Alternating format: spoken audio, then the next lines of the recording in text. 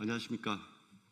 사회민주당 대표 국회의원 한창민입니다. 오늘은 부패재산의 몰수 및 회복에 관한 특별법 개정안을 발의하는 기자회견을 갖고자 합니다.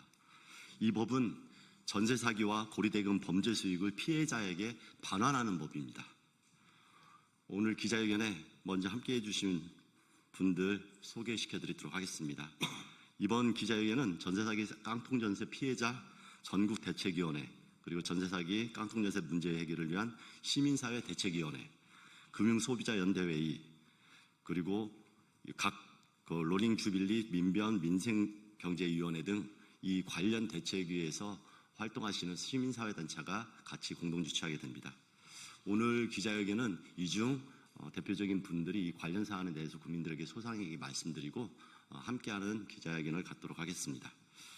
먼저 참여하신 분 한 분 한 분 소개 말씀드리겠습니다. 이철빈 전세사기 깡통전세 피해자 전국대책위원회 공동의장님 모셨습니다. 안상미 전세사기 깡통전세 피해자 전국대책위원회 공동위원장님 오셨습니다.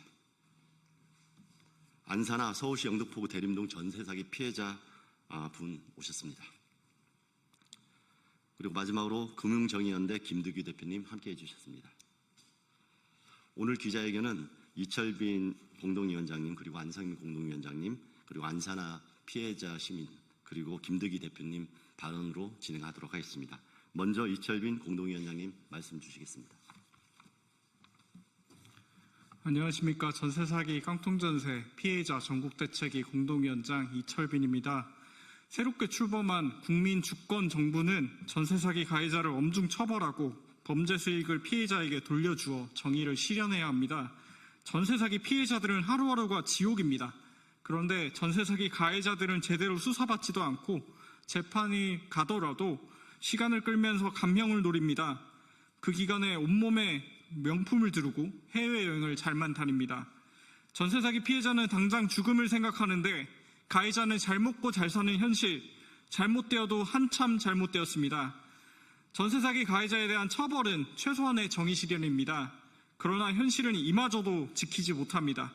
경찰은 수사 인력이 없다고 수사를 기피하고, 검찰은 피해자를 신경 쓰지 않고, 법원은 해괴한 논리로 솜방망이 처벌을 남발합니다. 이대로 방치할 수는 없습니다. 정부는 더 이상 전세사기가 용납되지 않는 사회를 만들겠다는 강력한 의지를 표명해야 합니다. 전세사기 특별법이 종료되는 2027년 5월까지 범정부 차원의 특별단속을 시행해서 전세사기를 근절해야 합니다.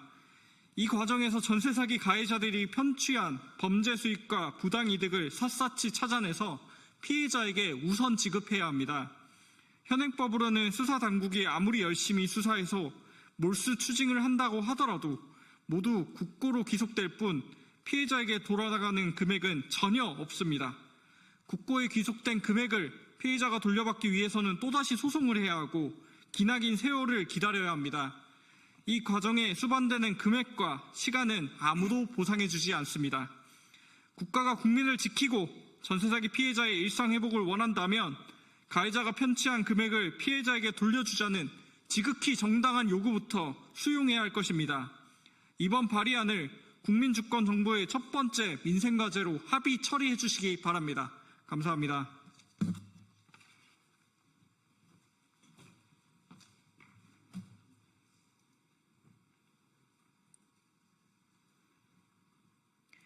안녕하십니까. 전국 전세사기 피해 대책위원회 공동위원장 안상미입니다. 먼저 저희가 피해를 입은 지 처음 기자회견 할 때부터 간절히 바랬던 법안이 이렇게 한창민 의원님을 통해서 발의된 것에 대해서 너무나도 감사드리고 이 자리를 또 채워주신 여러분들께 감사드립니다. 저는 인천 미추홀구의 건축주, 바지 임대인, 공인중개사, 관리사무실의 조직적인 전세사기 일당의 피해자입니다. 피해 사실을 인지하고 보증금을 돌려받기 위해 민사소송을 알아봤으나 소송은 가능하나 돈 없다 하면 돌려받을 길이 없는 것이 현실이었습니다. 그래서 정부를 향해 소리쳤습니다. 현행법으로는 범죄단체 조직죄만이 자금을 역추적하여서 재산 몰수가 가능하다기에 철저한 수사를 요구했습니다. 저희는 전세보증금을 돈을 가져간 건축주 일당에게서 받고 싶었습니다. 그러나 3년이 지난 지금 상식과 맞지 않는 법적 해석으로 범죄 조직을 입증하지도 못했습니다. 결국 가해자들은 대부분 풀려나고 집행유예로 마치 자신들이 피해자인 양 당당하기 그지없습니다.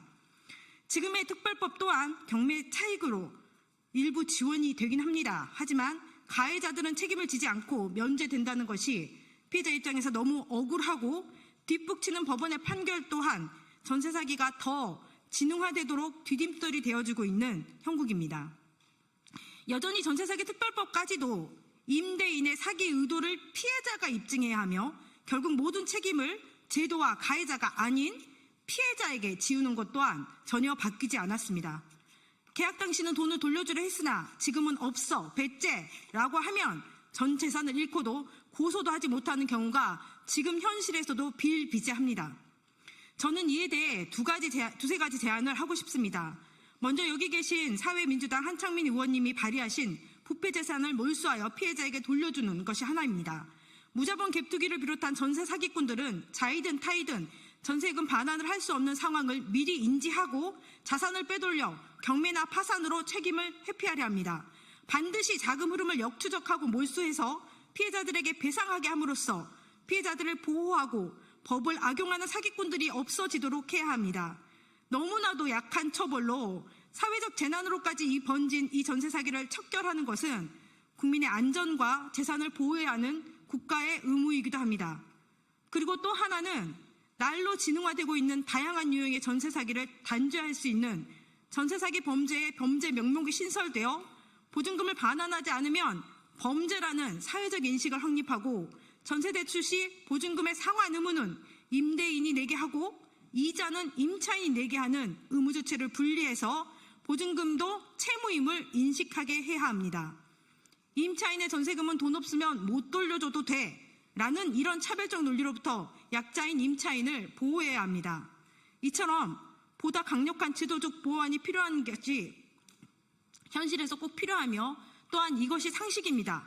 범국민적인 민생 문제이므로 정부 여당과 야당 등 모든 정치권에서 고민하고 적극적으로 방법을 찾아 더 이상 전세 사기로 젊은 청년들을 비롯한 성실히 살아가는 사람들의 삶을 포기하지 않도록 정치인 여러분들의 능력을 보여주시길 간절히 바랍니다. 이재명 대통령님, 지난 매불쇼에 참석하셔서 이런 말씀하셨습니다. 경제사범들에 대한 큰 범죄자일수록 처벌이 약한 점에 관해서 처벌 수위를 아주 쉽게 바꿀 수 있어요. 의지의 문제죠. 자신과 측근이 오염되어 있지 않으면 된다라고 하신 말씀처럼 시원한 개혁 기대하겠습니다. 감사합니다.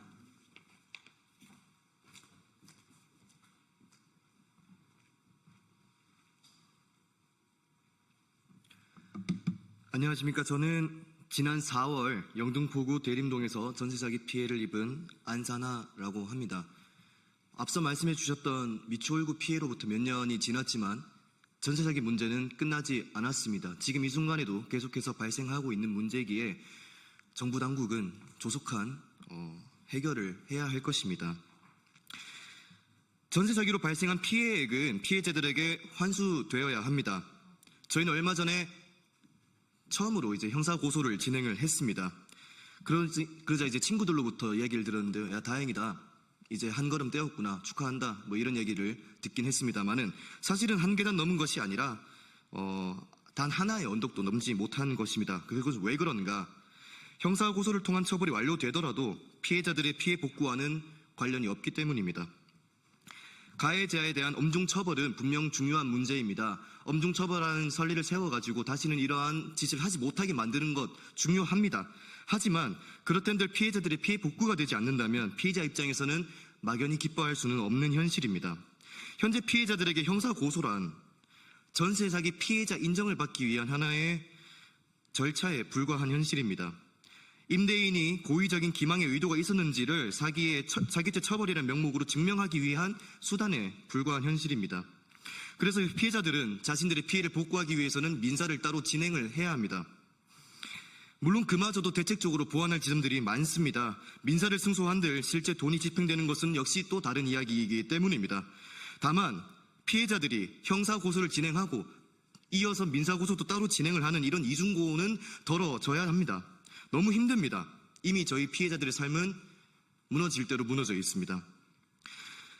그러나 한 걸음부터 이번 법률 개정안을 두 팔 별로 환영합니다. 힘써주시는 한창민 의원님께도 감사의 말씀을 드립니다. 전세 사기 문제는 헤쳐나가야 할 고개가 너무나도 많습니다. 이번 한 걸음이 이재명 정권 아래에서 전세 사기 문제를 온전히 해결할 수 있는 그 첫 단추가 될 수 있기를 진심으로 바랍니다. 감사합니다.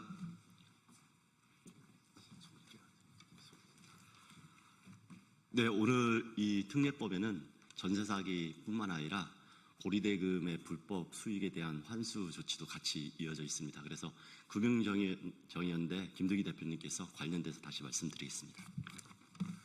예, 반갑습니다. 금융정의연대 김득희라고 합니다. 저희가 소속된 단체가 금융소비자연대회의라고 있습니다. 참여연대, 민변, 한국파산변호사회 등 모여서 저희들이 불법 사금융에 대해서 지금 대처를 하고 있는데요. 불불센터라고 해서 불법 사금융 신고센터를 지금 운영하고 있습니다. 참으로 많은 건수들이 접수가 되고 있는데요. 대표적인 게 법정을 초과하는 금액에 예를 들어서 500% 고금리에 대해서 이자를 청구하는 사례도 있는 거고요. 카카오톡을 통해서 불법 취심을 하는 업체들이 많이 있습니다. 근데 문제는 원금을 상환을 할 능력도 안 되는데 불법 추심이 이루어졌다 하더라도 원금은 갚아야 되는 문제들이 있는데 다행히 이번에 법의 하나가 통과되었는데요. 원금의 3배 이상, 지금 법은 5배 이상의 이자를 수취했을 때 원금을 갚을 의무가 없다라고 법이 개정되었는데 그럼에도 불구하고 불법 사금융, 그러니까 사금융을 쓰는 사람들의 가장 큰 고통은 원금에 대한 부담감들입니다. 금융사고가 당했다 하더라도 불법 가징금, 굉장히 많은 벌금을 구사한다 하더라도 피해자를 피해 회복이 되는 데에서는 요연한 상태입니다. 제가 이 활동을 10년 이상 되었는데요. 가장 동양사태 때 느꼈던 가장 큰 의문들이 재벌 오너는 감옥에 가 있고 함에도 불구하고 벌금을 우선 갚는 거지 피해 구제에 자기 자산을 일부는 출연을 했지만 전 재산을 출연해가지고 갚지는 않았습니다. 그러니까 가해자들이 가장 먼저 하는 행위들은 벌금, 과징금 이런 것들을 먼저 내지 피해 회복에 돈을 쓰지는 않는데 동양사태 때 피해자들은 오히려 자산이 매각되고 나서 자산 가치가 올라서 피해가 회복된 경우였거든요. 그러면서 왜 이런 법이 없는지에 대해서 너무나 아쉬웠습니다. 오히려 국가가 불법 행위로 인해서 이득을 보고 피해자들은 이 피해를 보는데도 불구하고 돈이 먼저 형사보상금으로 벌금으로 간다든가 추징금으로 간다든가 이렇게 되다 보니까 눈물적인 호소를 하고 있는데요. 한창민 의원님께서 이 법안 발의를 해주셨는데 저는 계엄 이후에 탄핵 이후에 첫 번째 민생 법안이다 그렇게 생각을 합니다. 그러니까 이 법안이 반드시 통과되는 것들이 저는 민주당 정부가 가지고 있는 개혁적인 정부에 대한 시금석이 될 것이다 그렇게 보고 있습니다. 더 이상 국가가 이득을 보면 안 됩니다. 피해자들의 피해 회복에 이 최우선이 될 수 있는 이 법안이 반드시 통과될 수 있도록 국회에서 적극적으로 노력해 주시길 바라겠습니다. 감사합니다.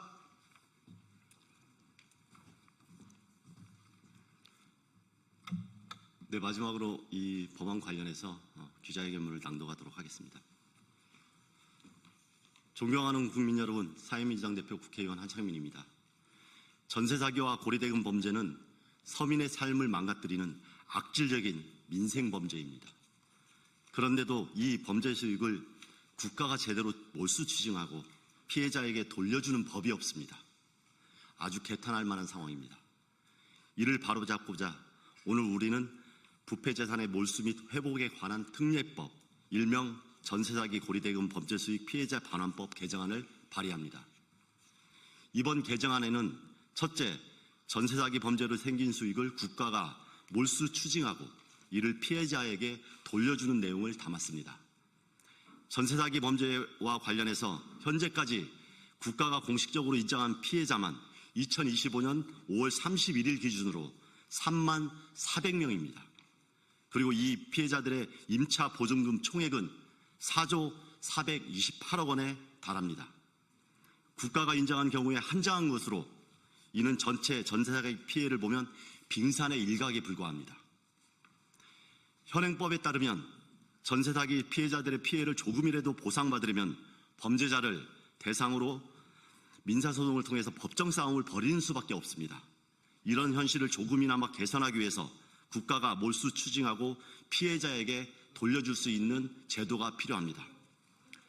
둘째, 법정 최고 이자율 20%를 넘겨 돈을 빌려주고 약탈이자를 챙긴 사구명업자들의 범죄 수익도 몰수해서 피해자들에게 그대로 돌려줘야 합니다. 고리대금업자들의 범죄 수익은 고리대금업자들의 범죄 수업은 매우 잔인합니다. 최근 법원 판결은 법정 최고이자율의 200배가 넘는 4,000%에 달하는 이자로 돈을 빌려주고 나서 돈을 갚으라고 주변주의들에게 나체 사진 등 매우 개인의 권리를 침해하고 협박하는 그런 성착취적 추심을 자행한 사례마저 있었습니다. 이런 일이 비일비재하다는 것은 이미 우리 국민들 사이에서는 공공연한 진실입니다. 현행법에는 이와 같은 고리대금업자들의 범죄 수익을 몰수 추징하기 위해서 하기는 일부 해당하는 내용이 있긴 합니다. 하지만 피해자에게 돌려주는 규정이 없습니다. 국가의 명백한 직무유기라 아니할 수 없습니다.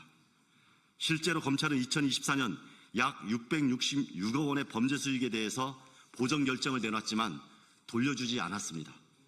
그래서 몰수 추징한 금액을 피해자들에게 돌려주는 조항은 반드시 필요하고 이번 법안에 그 내용을 담았습니다.